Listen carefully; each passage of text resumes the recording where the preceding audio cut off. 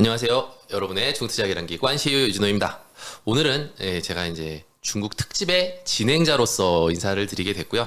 너무나 익히 많은 분들께서 알고 계신 하나증권의 김경환 신흥국 전략 파트장님 모셨습니다. 안녕하세요. 반갑습니다. 네. 관시우님 반갑습니다. 제가 영광입니다. 중국 투자하시는 분들은 모르시는 분이 사실 없을 것 같고요. 중국 투자에 저는 바이블이다라고 감히 말씀드릴 수 있을 것 같은데 텔레그램 통해서도 제가 너무 많은 도움 받고 있고요. 최근에는 유튜브에서도 많은 도움을 받고 있어서 이 자리를 들어서 좀 인사 감사합니다. 저도 시황 잘 보고 있습니다. 네. 제 거를 보시다. 사실 이제 제가 저희 증권사에서 이제 일을 하면서 느끼는 건데.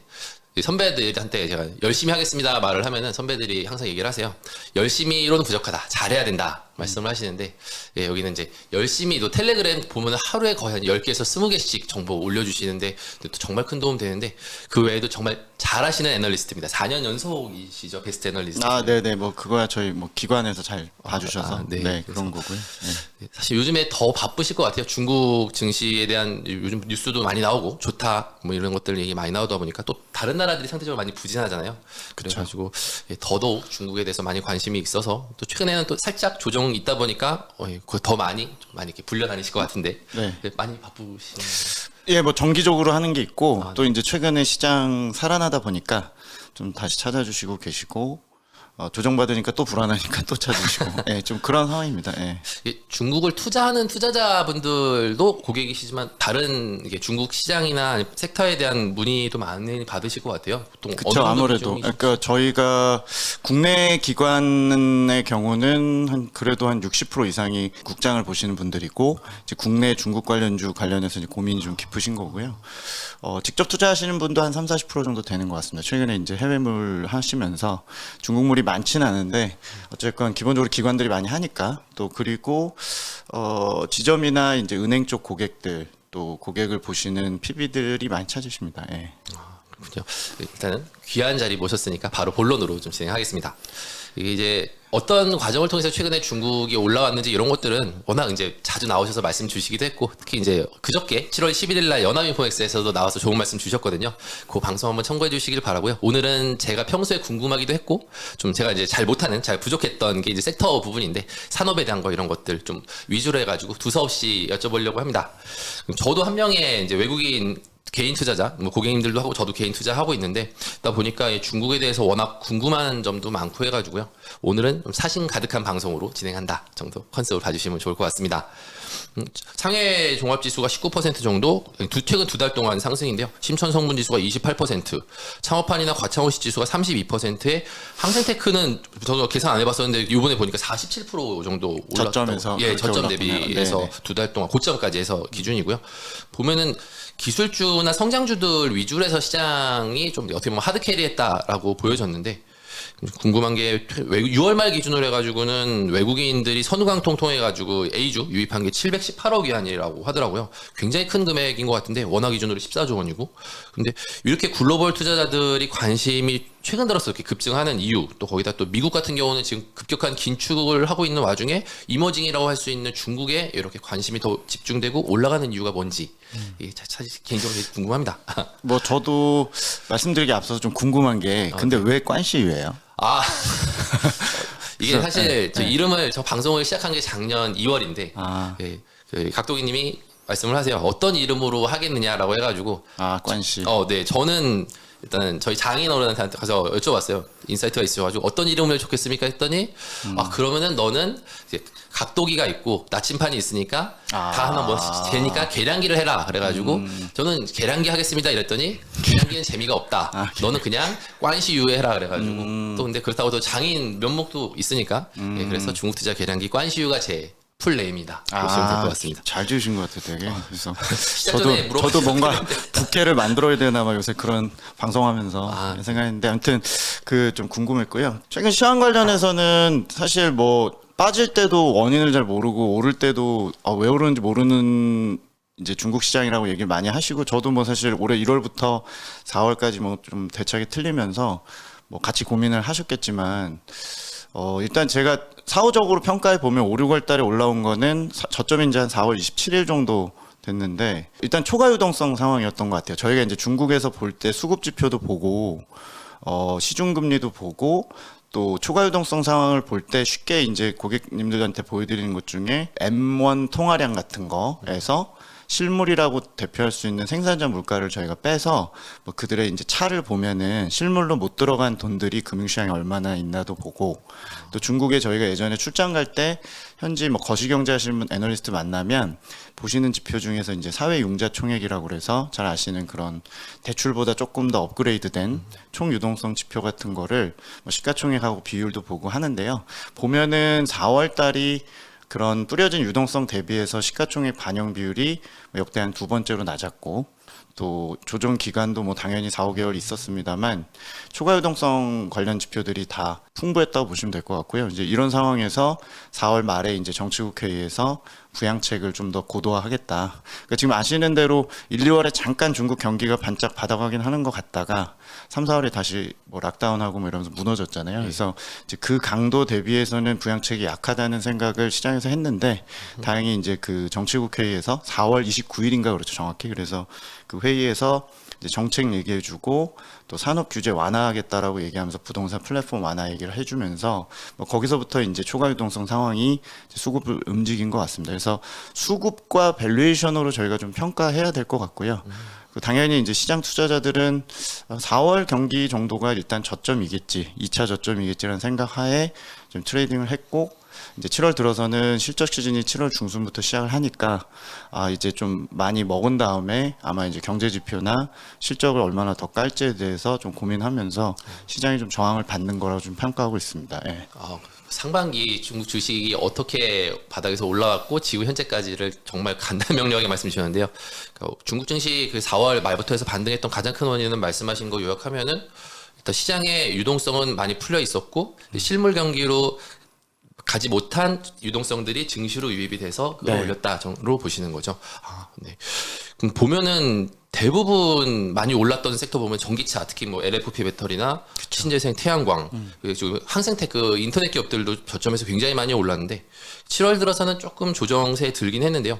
근데 워낙 이제 한국 투자자분들도 이쪽 섹터 위주로 또 이렇게 ETF나 이런 걸도 많이 투자하시는데 관심이 많으신다 보니까 여기가 계속 가는 애들이 계속 갈지, 이게 저도 사실 굉장히 궁금하고 네, 어떻게 보시는지 궁금합니다. 일단은 저희가 국내에서는 아무래도 뭐 전기차, 태양광, 반도체 말씀하신 그런 것들이나 아니면 뭐 차이넥스트로 불리는 심천 창업판이나 또 최근에 이제 연초에 출시가 많이 된 스타50 같은 상해 과창판, 그러니까 뭐 성장주, 기술주 이런 것들 많이 보시고, 혹은 ADR이나 홍콩 관련해서 뭐 플랫폼 들어간 항생테크나 성장주, 기술주가 많이 이제 투자를 하시니까 일단 주도주가 하반기 전반적으로 보면 성장주 쪽에 여전히 좀 무게가 실린다고 저는 생각은 하는데, 지금 수급적으로나 밸류에이션 관점에서 뭐 밸류에이션은 사실 중국 전기차 이런 것들은 이제 시작이라 큰 의미는 없을 것 같아요. 뭐 PSR이나 아무거나 갖다 대도 사실은 비싸 보일 텐데 기세나 밸류에이션 이런 걸로 보면 일단 7, 8월의 주도주는 좀 바뀔 거라고 보여집니다. 그래서 단기적으로 보면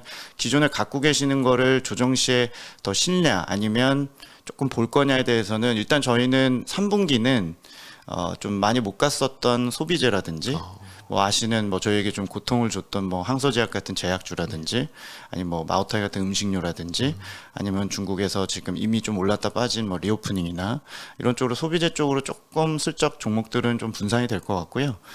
또 금융주라든지 시클리컬은 지금 상황으로 봤을 땐 재고도 많고 해서 전반적으로 뭐 크게 가긴 좀 어려운데, 최근에 이제 화제가 되는 전통 인프라 관련해서 조금 이제 직접 투자하신 경우는 많지는 않을 것 같고, 이 전통 인프라 관련주들은 아마 뭐 A50 지수라든지 CSI 300 지수 같은 쪽으로 좀 반영이 되면서 성장주는 일단 7, 8월에 좀 주춤할 걸로 보고 있고, 궁극적으로 4분기에 다시 성장주가 저는 갈 걸로 보거든요. 그래서 아마 뭐 기본적으로 조금 더 신뢰가 있으시면 더 실는 기회로 보셔도 되고, 어차피 어제도 뭐 BYD가 저 촬영의 기준 전날 BYD 급락이라든지 전기차 보시면 수급도 이미 많이 들고 있는 상태에서 다양한 악재에 좀 취약한 상태거든요. 루머에도 취약하고, 그래서 뭐 이번에 조정이 조금 요란할 경우에는 또 실는 기회로 보셔도 되겠습니다만, 어쨌건 3분기 주도주는 5, 6월달 올라올 때 주도주랑은 조금 다를 걸로 생각은 갖고 있습니다. 단기적으로 그렇게 봅니다. 조금은 쉬었다 갈 수도 있다. 네, 쉴 걸로 좀 보시는 게 맞을 것 같아요. 사실 이제 전기차 배터리 관련된 기업들도 저희도 이제 중국 마감에서 몇 번 다룬 적이 있는데,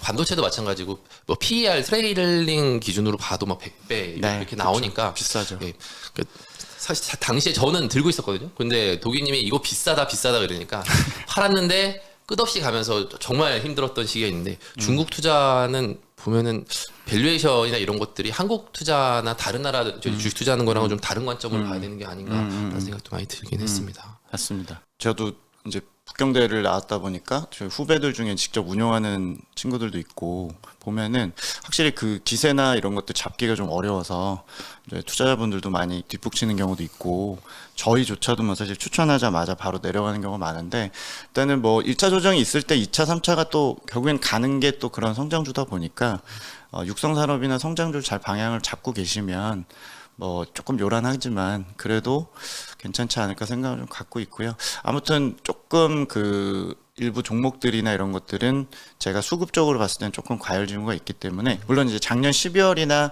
2020년의 하반기 같은 정도의 과열은 아닌데 이번에 조금 쉬어가지 않을까 생각합니다. 네. 말씀 주신 이렇게 3분기, 4분기에 해당되지 않았던 섹터가 일단 보면 금융이나 전통 제조 아니면 이제 철강이나 화학 제품 같은 산업재인데요. 이 차트 보면은 정말 바닥 오브 바닥인데 얘들은 길목 지키기가 의미가 없을까요? 그러니까 저도 사실 아까 고객들이 국내에 운영하시는 기관 고객들이 많다 보니까 지난 2달 동안 중국장은 신나게 올라왔는데 사실 얘네들 실물이 좋아졌다기보다는 실물은 물론 최악은 지나치지만 기본적으로 그쪽 성장주만 올라가다 보니까 국내에서 이제 체감이 안 되는 게 뭐 기계, 철강, 또 시클리컬 관련된 상품 가격 관련된 것들, 화학, 정유, 그러니까 전혀 중국에 지금 수치적으로 인프라 한다는데 뭐 그 실물적으로 이제 체감이 안 되니까 전통 인프라나 이런 쪽 걱정들이 좀 있으셨던 것 같고요. 그래서 저희도 7월하고 8월에 중국의 전통 인프라나 이런 공사, 건설 이런 것들이 진짜 좋아질 거라고 이제 지연돼서 좋아질 거라고 말씀드리고 있는데 워낙 지금 상품 가격도 촬영하는 오늘도 지금 굉장히 급락하고 있어서 조금 징후가 몇 가지 좀 보는 것들은 개선은 되고 있는데 역시 그 어떤 지연된 요인이나 부동산 경기가 너무 나쁘다는 요인들 이런 게 좀 있어서 아까 말씀하신 금융이나 전통 인프라들이 뚜렷하게 아웃퍼폼을 하려면 7월 달에 좀 확인 사항들이 좀 필요할 것 같습니다. 그래서 며칠 전에 나온 중국 대출에서 뭐 중장기 대출이 5개월 만에 늘어났고 최근에 저희가 도로 건설 쪽에서 보는 뭐 아스팔트 가동률이나 또 뭐 건축용 철강제 이런 것들은 6월 하순부터 돌긴 했거든요. 근데 이게 과연 계속 될지는 조금 더 확인을 해드려야 되기 때문에 중국 쪽에서 보는 이제 국내 중국 관련 뭐 시클리컬이나 이런 것들 포함해서 중국 전통 인프라 이런 것들은 조금 더 째려보고 있어야 되지 않을까. 그래서 한 8월까지는 좀 검증을 해야 될 것 같습니다. 보면은 시간이 좀 더 걸릴 수 있는 섹터라는 생각이 들었는데 저는 빨리 팔아야겠네요. 중국 같은 경우는 뭐 글로벌리 경기 하강을 겪으면서 코로나 봉쇄까지도 상하이에 국한되긴 했지만 코로나 봉쇄를 세게 하면서 소비가 많이 다운이 됐었잖아요. 그렇죠. 예. 네. 근데 최근에 중국 자동차 내연기관도 그렇고 전기차, 신에너지차도 그렇고 소비 쿠폰을 엄청나게 발행을 하면서 이 관련된 종목들도 많이 오르기도 했는데 보면은 저는 그래서 이게 올라가길래 그러면 그 다음 쿠폰은 뭐 내구재 다른 뭐 가전이라든가 가구라든가 다른 소비 쪽으로도 확산되지 않을까 싶었는데 뉴스가 안 나오더라고요. 네. 이거는 어떻게 계속 기대를 하는 게 맞는지 아니면은 지금이라도 전기차를 또 관심 있게 봐야 되는지 고민이 되는데 이게 뭐 헌시님도 아시겠지만 이렇게 계속 팔로우 하시다 보면 각 지방 정부가 이렇게 뭐 어떤 중앙 차원에서 뭐 이렇게 화끈하게 내는 거는 최근에 뭐 그 자동차 취득세 인하라든지 전기차 관련해서 보조금 연장설은 있는데 연장 결정은 했죠 사실상. 근데 뭐 이렇게 지방 정부별로 이렇게 깔짝깔짝 내는 것들은 좀 답답해요. 제가 볼 때도 한 최근 3년 보면은 중국이 뭐 예전에 이구안신이라고 그래서 농촌에 보급해주는 교체 정책이나 이런 것들을 중앙 차원에서 안 하고 지방에서 하다 보니까 돈 많은 지방 정부 예를 들면 뭐 션전이나 상해시 이런 데서 하는 거는 뭐 어느 정도 효과가 있겠지만 총액으로 합쳐보면 다른 지방 정부들이 워낙 액수가 작고 그러다 보니까 일단은 좀 소극적인 것 같고 지방 정부가 물론 소비를 중시하지만 기본적으로 정책에 대해서 우선순위는 조금 퍼포먼스를 내는 쪽에 투자라든지 이런 신형 인프라 혹은 뭐 에너지 쪽 이런 쪽에 최근에 여전히 꽂혀 있는 것 같아서 말씀하신 대로 이렇게 순차적으로 뭐가 나오면 좋은데 기본적으로 조금 아주 그 소비를 유도할 만큼 화끈하게 정책들은 안 나오는 상태고요. 제 생각에 하반기에도 중앙 차원에서 하는 얘기를 좀 주목하셔야 될 것 같고, 각 지방 정부가 하는 것들의 그런 퍼즐들을 맞춰봤자 일단 그 좀 기본적으로 크지 않아서 정책 자체는 소비 부양책은 아주 큰 기대를 하실 필요는 없다는 생각을 좀 갖고 있습니다. 현재는.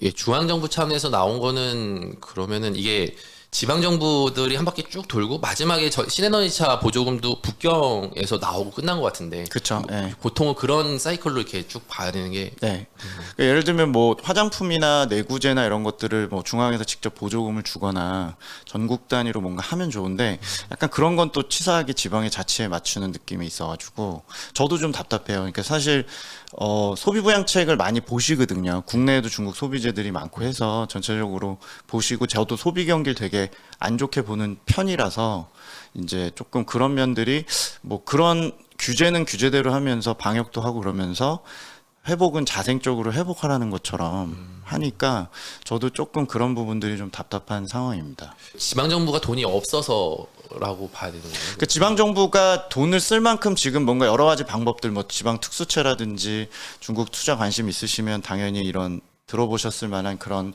재정 지원들은 있는데 지방이 자체적으로 뭔가 하려면 뭐 주택 거래라든지 이런 분양 시장이 되게 좋아서 토지 재정이 좋아지거나 본인들 수중에 뭐 돈이 많아야 되는데 지금 되게 바쁜 것 같아요. 뭐 어제 나온 신형 도시와 관련해서 이제 호적 제외하면서 각종 인재라든지 사람들 지방별로 뭐 이렇게 유치하는 활동이라든지 그러니까 중앙 눈치를 많이 보다 보니까 중앙이 시그니처나 뭔가 프로파간다로 선전하는 정책에 먼저 앞장서는 모습을 보이는 게 정치적으로는 관료들이 좋을 거잖아요. 네.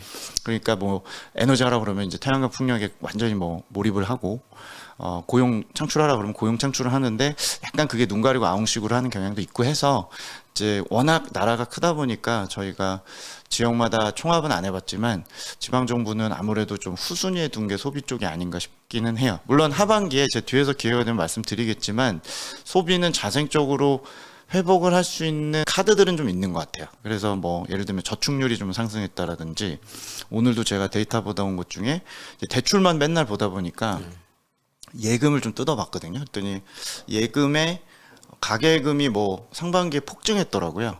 코로나 영향. 네, 영향이고 말씀하신 대로 뭐 코로나 그다음에 주택 경기 부진 그러니까 관망하면서 중국 애들이 또 쟁이는 거 잘하잖아요. 그래서 가계금이 전년비 40%나 늘어서 그 쟁인 돈들이 10조 RMB더라고요. 10조 RMB면 GDP가 작년에 110조 RMB니까 거의 8% 가까이 되잖아요. 네, 신규로 는 게 예치금이 그러니까 그게 뭐 주식으로 와도 좋고 부동산을 해도 좋은데 올해 상반기 중국 소매 판매가 19조 RMB니까 거의 절반에 가까운 금액이 은행으로 다시 들어간 거예요. 그 저금리로. 그러니까 하반기에 전체적으로 뭔가 촉진하는 소비 심리 건드리거나 고용 시장이 좀 나아지거나 하면 소비가 좀 탄력적으로 올라올 수도 있겠다는 생각을 요새 좀 하고 있습니다.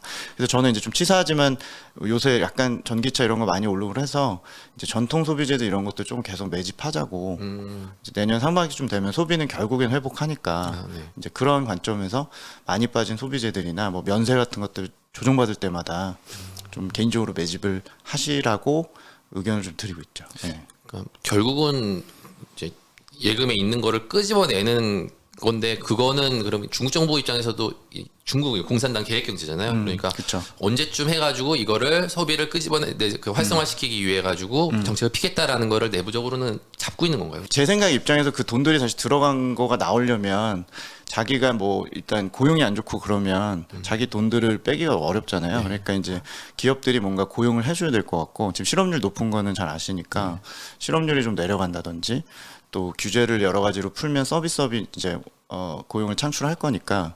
그러니까 저는 이제 고용 데이터가 나쁘니까 소비 좋아지려면 한참 걸리겠다 했는데 돈이 없는 건 아니고 고용이나 어떤 여러 가지 소비 심리를 좀 촉진하는 정부의 산업 규제 완화가 있고 이러면 소비가 의외로 4분기나 내년 상반기까지 좀 탄력적으로 좋아질 수도 있겠다라는 이제 계산을 좀 하고 있습니다. 최근에 그렇습니다. 그래서 이제 그런 것들은 앞으로 좀 지표를 좀 보여드려야겠죠. 네. 네. 소비주는 좀 중장기적으로 저감해서 관점으로. 네, 중기적으로 좀 사두면 좋지 않을까 이렇게 생각을 좀 하고 있죠. 네. 보면은 우리나라도 그렇고 미국도 그렇고 처음에는 보조금 위주로 가다가 나중에는 현금을 직접 꽂아주는 정책들을 펼쳤잖아요. 중국도 간혹 외신 보면은 뭐 현금 지급에 대한 얘기가 있기는 한데 이게 뭐 활성화돼서 논의가 되고 이런 것 같지는 않은데. 그렇죠. 예. 공산당이라서 안 하는 건지 아니면 뭐 기다리는 건지. 아마 소비 쿠폰의 그 활용도가 본인들이 최근 한 5년 보면은 아직까지는 그런 걸 그냥 다시 뭐 입금을 하거나 이렇게 과거 그러니까 선진국이나 혹은 대만이나 한국 대한민국급 정도의 국가들이 아니면 소비 쿠폰의 그 어떤 경제 효과 이런 것들 소비 촉진 효과를 크게 안 믿는 것 같아요. 좀 덜 믿는 것 같습니다. 그러니까 제가 추정하기엔 그래요. 그러니까 이걸 안 낸다는 거는 직접 이렇게 심천 같은 거의 뭐 우리나라급의 이제 GDP가 된 지역의 경우는 직접 10,000원 주면은 10,000위안을 주면은 거의 200만 원 꼴이니까 아이폰도 사고 뭐 로컬 가전도 사고 그럴 수 있는데 다른 지역의 경우는 여전히 뭐 소득 만불 국가가 평균이니까 아직까지는 소비 쿠폰의 활용도에 대해서 그래서 얘네들이 조금 뭔가 소비 부양책은 듀레이션을 쭉 늘려서 가래떡처럼 이렇게 효과가 좀 이렇게 바로 안 나오는 뭐 예를 들면 양로보험이나 뭐 본인들 내야 될 돈을 좀 줄여주거나 근데 이런 것들은 좀 덜 자극적이잖아요. 그렇죠. 그러니까 저희가 종목하는 입장에서는 재미가 없잖아요. 재미가 없을 것 같은데. 그러니까, 폭발적인 이런 게 없을 것 같은데. 그러니까 말씀하신 그런 걸 좀 꽂아주면 좋은데 아무래도 선진국보다 그런 면에서 좀 소극적이고 좀 자치에 맡기는 것 같아요. 이제 제가 그냥 추정하는 걸로 보시면 됩니다. 좀 그 기대감을 낮춰야 될 것 같다는 생각이 살짝 들었는데. 네. 그 이제 최근 들어서는 국유 인프라가 살짝 좀 올라오는 것 같아요. 말씀하셨던 그런 지표들도 올라오고 하다 보니까 그러면서 얘기 나오는 게 지방 정부가 발행하는 특수 목적 채권을 6월 말까지 다 발행을 하고 그 돈을 8월 말까지 다 이제 집행을 하고 그다음에 내년에 예산을 아직 이건 확정된 건 아닌 것 같지만 내년에 예산을 미리 땡겨서 또 이제 돈을 찍어가지고 하겠다라고 하는데 이걸 보면서 느낀 게 우리나라도 이제 연말쯤 되면은 공무원분들이 돈 남은 것들 다시 보내기 싫으니까 보도블록 깨고 깔고 이런 것들 하잖아요. 뒤집었고 하죠. 도기님도 맨날 말씀하시는 게 이미 다 깔 대로 깔았는데 뭐 유령 기차가 다닌다 뭐 이런 식으로 말씀을 하시는데 실제 그게 이제 성장에 도움이 되는 그런 것들인지가 좀 궁금해가지고 여쭤봅니다. 그러니까 저도 2분기에 특수목적 채권 발행 증가율도 되게 빨랐고 6월달에 정부 채권 발행이 무려 막 1.5조 RMB가 나오고 어마어마하게 발행했거든요. 근데 이걸 도대체 왜 효과가 잘 안 나오는가 혹은 말씀하신 도로나 철도나 전통 기초 인프라 토목공사 이런 것들이 왜 안 잡힐까를 여전히 고민을 좀 하고 있는데 최근에 이제 중국 쪽 애널리스트 의견들을 조금 보면 일단은 지방 정부가 그 받은 돈들을 좀 사용 못하게 하는 제한 요인들이 좀 있거나 지급이 좀 미뤄지는 경우가 있거나 뭐 그런 이유들이 좀 있고 두 번째는 방역을 할 때 아무래도 제일 그 각 지방 정부나 이런 그 시스템적으로 공사들이 제일 조금 피해를 많이 더 받는다라는 얘기를 좀 듣고 있거든요. 그러니까 방역을 할 경우에 지금 뭐 건자재나 물자 이동이나 이런 것들이 더 불편하고 당장 급한 뭐 자동차나 생산망들이나 전력이나 이런 것들은 빨리 이렇게 회복이 됐지만 락다운 이후에 이제 그런 2분기의 충격들이 좀 지연이 많이 됐다는 의견도 좀 있어서 일단은 돈은 충분해 보이는데 그 돈에 대한 활용도나 이런 문제들이 좀 있다. 그리고 그런 얘기도 좀 들었어요. 그러니까 그 리포트에서 나온 것 중에서 3분기에 그 중국이 이제 20기 지도부가 중앙은 11월에 이제 바뀌지만 지방 31개 그 당서기들은 교체를 아직 많이 앞두고 있거든요. 지금 7월까지 해서 됐던 것들은 이제 중앙 공무원분들이 바뀐 건가요? 그러니까 중앙의 의미가 이제 뭐 정치국 위원 한 25명 정도 급까지 가면은 11월에 바뀌는 거고 이제 중앙위원급들이어서 이제 저희 서열 랭킹 한 200에서 400위권 안에 있는 분들은 뭐 당서기급이나 당 부서기급 뭐 이렇게 되겠죠. 근데 서기면 시장. 네, 시장보다 위죠.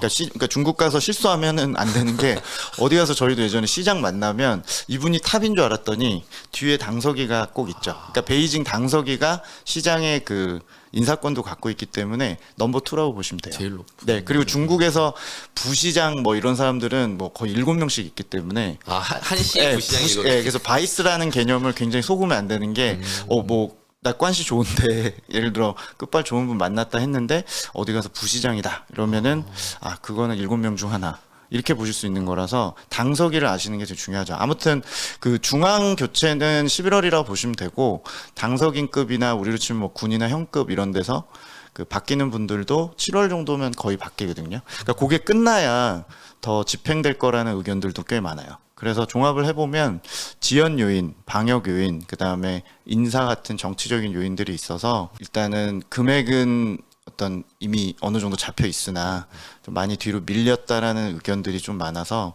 저희도 그거를 그래서 7, 8월 달에 확인을 하고 중국 관련 투자 관련 것들을 좀 늦었지만 8, 9월 달에 보셔도 충분히 늦지 않는다는 생각을 좀 갖고 있고 특수 용도 채권은 사실 그게 2015년인가 2016년부터 시작을 한 거거든요. 그 특수차량 발행을 해서 지방정부가 국법으로는 본인들이 대출이나 채권 발행이 어렵기 때문에 중앙재정부 명의로 국무원 명의로 재정부가 발행을 해서 니네가 알아서 가져가서 한도에서 발행해서 써라고 했던 게 2015년부터 시작이 된 건데 매년 롤링을 해줘야 되는데 그 롤링 금액이 계속 올라가고 있죠. 그래서 내년 것도 이제 아마 한도가 뭐 4조 RMB 이렇게 될 텐데 이걸 이제 올해 3.5조 정도 를 이미 다 8월까지 쓰라고 했으니까 앞에 걸 땡겨올 겁니다. 내년 거를. 그러면 이제 땡겨오는 양에 따라서 중요한 거고 전혀 새로운 금액이 나오는 건 아니라서 이제 잘 아시는 그런 특별 국채나 뭐가 추가적으로 좀 펌프질을 해줄 거를 시장에서 좀 기다리고는 있는데 제 생각에는 그냥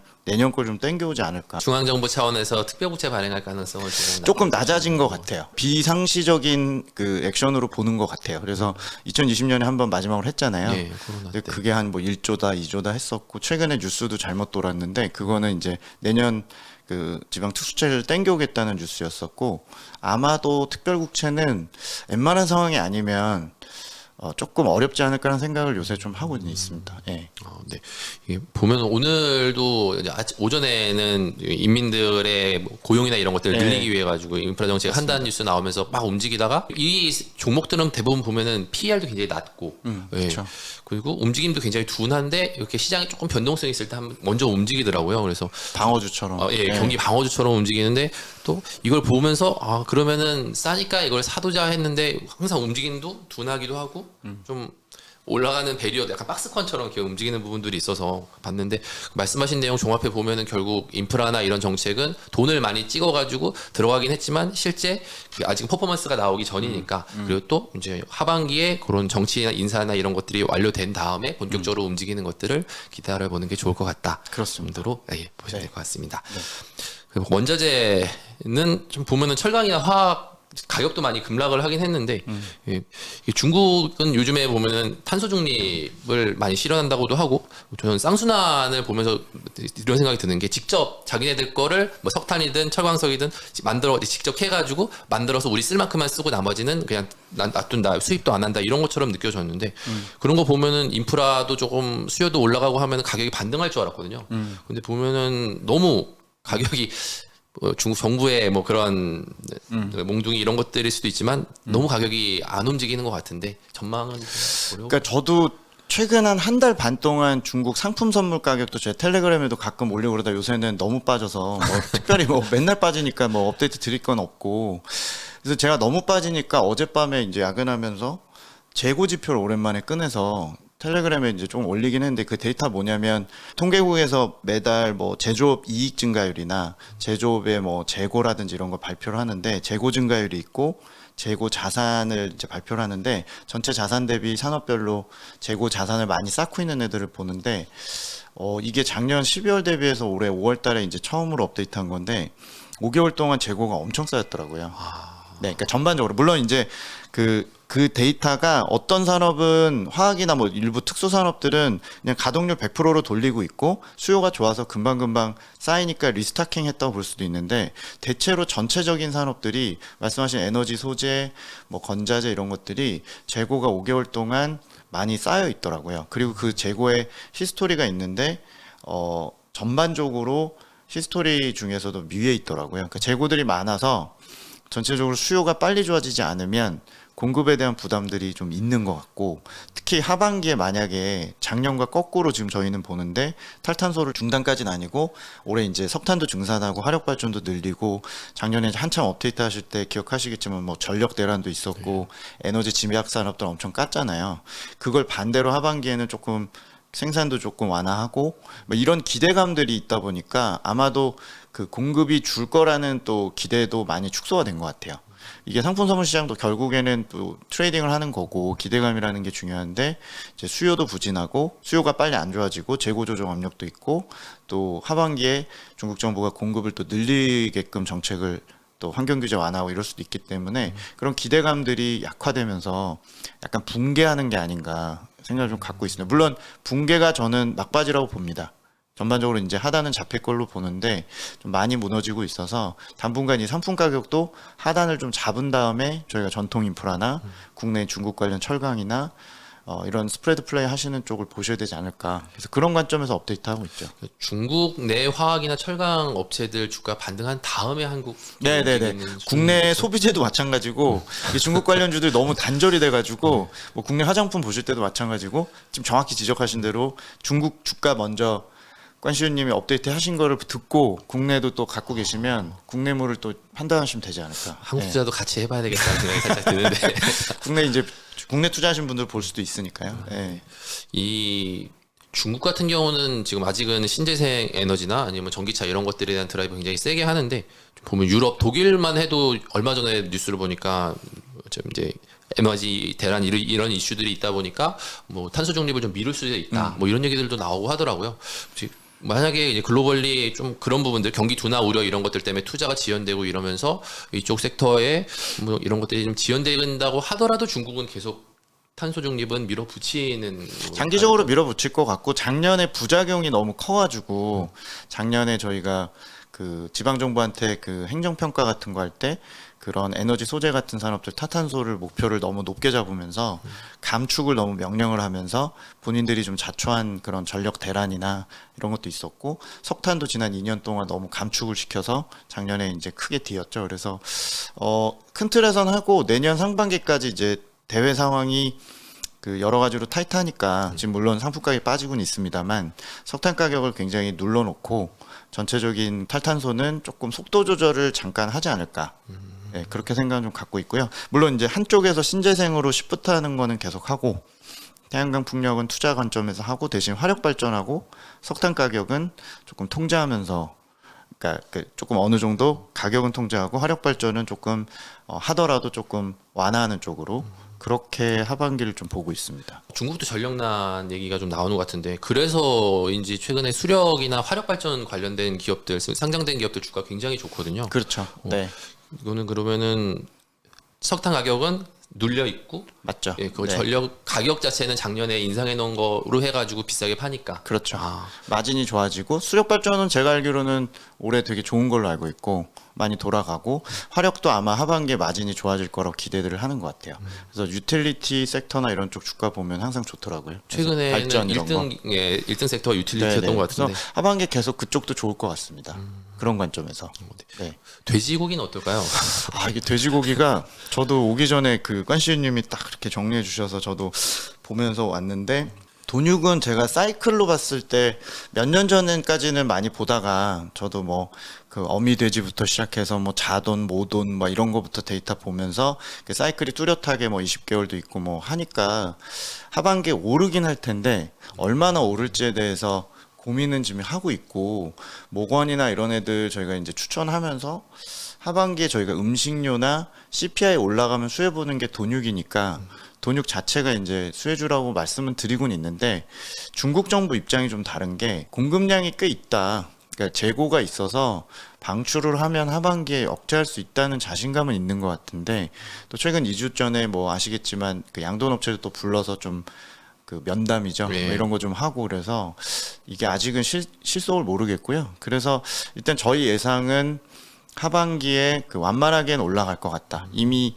최근에 2분기에 급등한 상황이기 때문에 그 뭐 조정이 한 3년 있었고 2년 가까이 있었죠. 네. 그래서 일단은 너무 골이 깊어서 올라온 것 같고 통계국의 주장은 하반기에 그 각도는 조금 완만해질 것 같다. 상승폭은 조금. 네, 그래서 CPI를 뭐 3% 이상으로 엄청나게 올리지 않을 걸로 얘기는 하는데 제 경험상 돈육에 대해서 얘기를 안 한 지가 제가 중국 커버한 지 10년이 넘는데 네. 초반에는 중국 CPI가 막 6, 7%도 가는 사이클이 예전에 있었기 때문에 제가 진짜 예전에 엄청 많이 버던 거에 비해서는 지금 관심들이 없는데 하반기에도 제 생각에는 그냥 아주 급등은 아닐 것 같아요. 그래서 일단은 돈육 관련주는 밸류에이션에 따라서 보시고 전체적으로 CPI 같은 물가를 보신다면 아직까지 심각한 우려까지는 아니지 않을까 이렇게 좀 팔로우는 하고 있습니다. 작년에 전력 대란 때도 보면은 전력 기업들 석탄이었나요? 이렇게 가격이 올라가니까 발개에서 한번 부르면은 그 다음 날 그 관련된 기업들 다 주가 급락하고 해서 맞아요. 저는 지난주에도 이제 돈육 기업들 했을 때도 2번인가 했죠. 근데 주가가 안 밀리더라고요. 보면서 좀 다른 같은 원자재인데도 다르게 반응하는구나라는 생각이 좀 들었는데 워낙 그게 저점에서 많이 빠졌고 그때는 석탄 기업들 주가가 이제 가격 자체가 워낙 오른 상태였고 지금은 펀더멘탈 봤을 때는 사이클로 봤을 때는 좀 믿음들이 있는 것 같아요. 이거는 빠지진 않는다. 네, 그러지 않았을까 저도 생각합니다. 그래서 돼지고기 때문에 인민은행이 뭐 금리를 내려야 되는데 못 내리거나 그러지는 않을 거다. 네네네. 통화 정책은 아마 그 7월 말인가 정치국 회의 때 아마 물가를 얘기를 좀 할 텐데 제 생각에 3분기가 원래 CPI가 그 베이스 때문에 아마 좀 높게 나올 거예요. 근데 뭐 그런다 한들 긴축할 상황은 아니고 여전히 핵심 물가가 낮은 편이니까 돈육은 잡겠다고 저러고 있으니까 제 생각에 뭐 뒤통수를 치지는 않지 않을까 이렇게 기도하고 있습니다. 물가 올라가는 게 사실 저희 입장에서도 가장 근데 뭐 다른 나라에 비해서는 체감 물가는 물론 그쪽에 높겠지만 친구들이 좀 높다고는 하더라고요. 근데 이제 제 생각에 헤드라인은 뭐 다른 나라도 지금 뭐 오늘도 미국 뭐 8% 여전히 얘기하고 그러니까 좀 결은 다르다. 네, 그렇게 보고 있습니다. 네.